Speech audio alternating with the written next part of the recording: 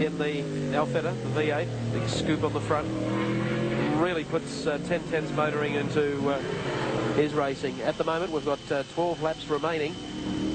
Second place still being held down by John Briggs. Gary Rogers has rejoined the race. John McCormick in third place. Tony Edmondson, our race leader, as he has been for a number of laps. Let's hear what he has to say about his part in motor racing. Sports Sedan champion is Tony Edmondson, and that's him out there doing his stuff. Tony, how important to you is this race? Very important. Every race I go in, I consider this an important race, and I try to win it. Although we've won the championship and this $50,000 series for the year, I still regard it as a very important race. Winning is all important. How do you feel about the fellas out there with you? As always, Bob Jane and John Briggs are always very, very quick and very, very difficult to beat. Bob's a little bit faster than his Sorrento yesterday in qualifying, but hopefully during the race we'll be able to peg him back. He had a terrible accident some years ago and got badly burnt. Does that ever come into your mind? No, with all due respect, it's something that the journalists only ever bring up. I don't think about it at all.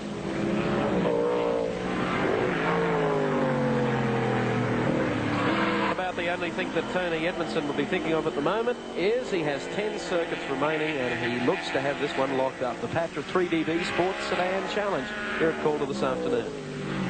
I wonder if a lot of the viewers really understand what's underneath the bonnet of that car. It's not your average Alpha. It's not your 2-litre Alfetta, no. It's a 5-litre engine, originally developed using a Holden block by Repco in the late 60s, which puts out about 500 odd horsepower. In fact, I'm sorry, it's now fitted a Chevrolet motor, of course. And so it's about 550 brake horsepower. So Frank Weiss developed engine for the Can-Am in America with a Hewlett transaxle in the rear end. It's very much like the Formula 5000 cars as far as power's concerned, and probably about 400 pound odd heavier. So that accounts for its terrific acceleration and top speed.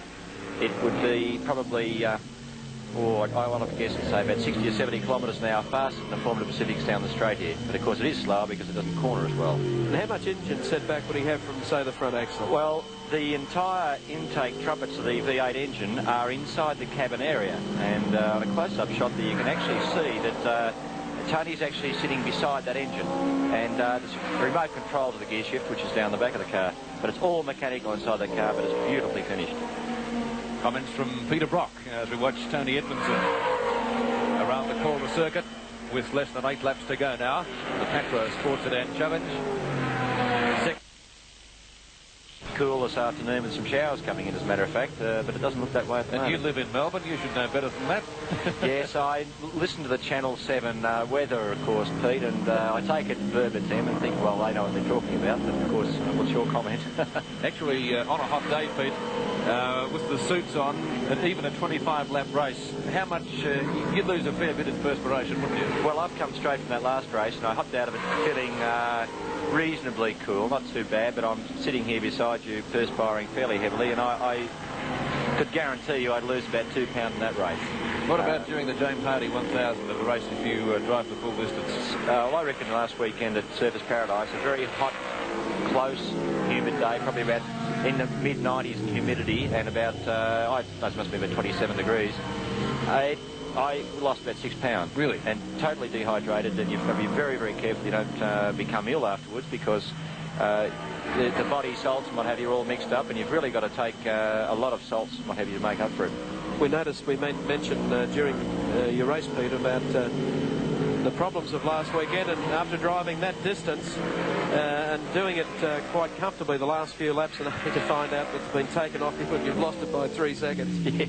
What ran through your mind? I remember seeing it on the telecast. You didn't believe it at first. First I knew about it, as a matter of fact, and I saw Alan Moffat at the airport coming back on Monday, and I said, Al, I guarantee you couldn't believe your good fortune when it all happened. He said, I couldn't believe what were you doing, Brock? What was happening? I said, well, I thought it was a mile in front. Dick Johnson had crashed out of the race, and I had nothing else to worry about. And lo and behold, I stopped the race thinking, well, I sneaked in there pretty well today. That was a good run. And the commentator said, sorry, but Moffat won. I just said, oh, rubbish. You don't know what you're talking about. He knew all right. But there is an appeal in at the moment. But we're not particularly concerned about the outcome of that race, because financially it's not really worth very much. What we do want is to have a very clear-cut issue for 1982. For instance, that 1-minute penalty does not apply at Oran Park, Emery Park, Bathurst, Calder Raceway, Adelaide Raceway. It's not across the board anyway. Well, that's right, but it has been common law, as you would say. It's been common law in Australian racing for 2 years, and well, it was just unfortunate, I suppose, the way it turned out. Let's check the official placings now. Still, our race leader is car number 1, Tony Edmondson, by 10 seconds from car number 9. That's John Briggs. A further 24 seconds to car number 8 in third place. That's John McCormick. Here's the pits, Evan Green. And walking back without a car, Gary Rogers. Gary, what happened? We ran out of fuel pressure, Evan. The car was going exceptionally well, and John Briggs balked me early, but I was sort of hanging in there in third, and the car was going really well. But just about 4 laps ago, it ran out of fuel pressure coming into the front straight. I idled in here, and by the time I got here, the pressure had built up again, and we got going again, but it's done it again, and there's no sense going on at this stage. You hurt yourself at Bathurst in that crash at end of the race. Had your leg been playing up? It doesn't when I drive, Evan. It's stiff and sore, and it's a bit sore to walk on, but I can drive the car okay, and, you know, today's one of those unfortunate things, but... Another of the stars, then, that have come back to the pits in a fairly sad state. Back to you, Peter. Okay, thanks very much indeed, Evan. Well, Peter Brock, you were spot on. A heat-related problem with the fuel. Yes, and they require a fuel pressure of around about 100 psi in order for the fuel injection system to work. And it's very, very critical that you keep the fuel supply up. It vaporises very easily, and today, of course, that added few degrees Celsius, you run into this problem. Well, we're watching Tony Edmondson now, and he's got, well, just on 2 laps to go, or in fact less than that, before he gets the checkered flag for the Patra Sports Sedan Challenge here at Calder. There he goes, 1 lap to go. Tony Edmondson looking good, has led it all the way. Yes, and he's certainly cleared out from John Briggs, who at this stage is only entering the main straight, and as we see Edmondson just clipping the curb and using all the road up the back straight. But he won't be backing off too much. He'll be trying to keep his concentration up. There's Briggs. John Briggs going to place second in this. Had a few moments yesterday in qualifying. A little skating in the tail there. Yes. And Tony Edmondson almost... well, those things happen, of course. Lost an 8:30. Okay, final corner, glow with the checkered flag about to be unfolded, and Tony Edmondson will go on and take the Patra 3DB Sports Sedan Challenge race here at Calder this afternoon. John Briggs will come in second, or he should come in second, in car number 9. And we have John McCormick, who I congratulate for coming back, because when I saw him about, I don't know, must have been 6 months ago, he was certainly a pretty sore and sorry man, and to have come back, I think, congratulations to him. He's shown a lot of willpower. Yeah, great effort by John, and he's always been a favourite here too at Calder Raceway. Car number 8 is John McCormick, and he will come in third place.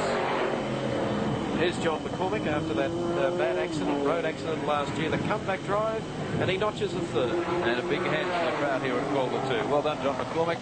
Great to see him back in action. But it's a